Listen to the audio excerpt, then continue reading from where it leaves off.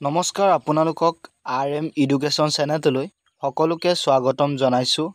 যিসকলে আসাম পুলিচ বা ADRE grade 4 বা গ্ৰেড 3 তেওঁলোকে পাছ কৰিব নোৱাৰিলে বা ফেইল হ'ল, আপোনালোকৰ বাবে বহুতে ভাল খবৰ আহি গ'ল।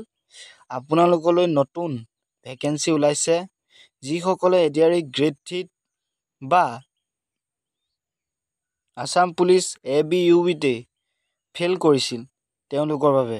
আৰু যদি চেনেলটোলৈ নতুনকৈ আহিছে তেন্তে চেনেলটো ছাবস্ক্ৰাইব, লাইক, শ্বেয়াৰ কৰিবলৈ নাপাহৰিব, কাৰণ এনে ধৰণৰ আপডেট আপোনালোকে এইটো চেনেলৰ যোগেদি সবিশেষ গম পাই থাকিব। আৰু লগতে যিমান পাৰে বন্ধু বান্ধৱীলৈ শ্বেয়াৰ কৰিবলৈ নাপাহৰিব। আৰু দেৰি নকৰি আমি ভিডিঅ'টো আৰম্ভ কৰোঁ। ভিডিঅ'টো আৰম্ভ কৰাৰ আগত আপোনালোকে ভিডিঅ'টো স্কিপ নকৰিব, কাৰণ স্কিপ কৰিলে হয়তো গম নাপাব পাৰে। আহক এতিয়া আমি ভিডিঅ'টো আৰম্ভ কৰোঁ।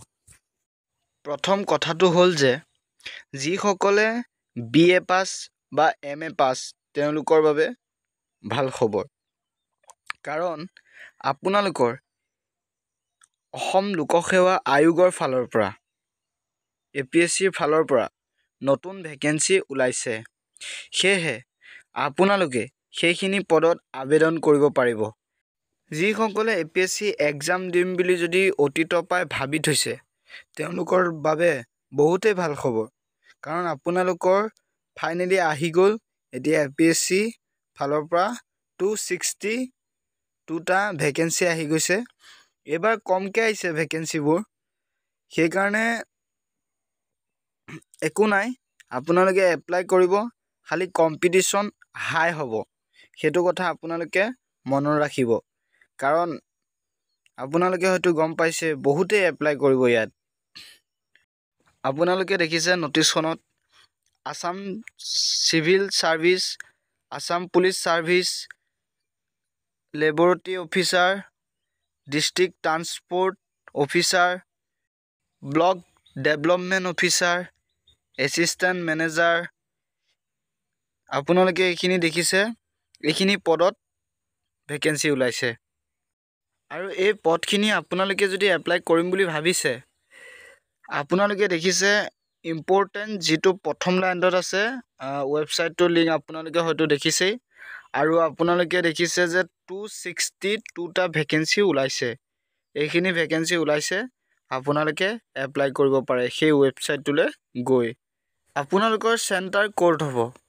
The centre for the cabin competitive এক্সামৰ। এইটো দেখিছে আপোনালোকৰ বৰপেটাত আছে, বঙাইগাঁৱত আছে, বিশ্বনাথ চাৰিআলিত আছে, ধেমাজিত আছে, সেইখিনি আছে। আপোনালোকে দেখিছে হোজাই, যোৰহাট, তেজপুৰ, তিনিচুকীয়া, নগাঁও, নলবাৰী, নৰ্থ লখিমপুৰ, শিৱসাগৰ, সেইখিনিত আপোনালোকে এক্সাম দিব পাৰিব।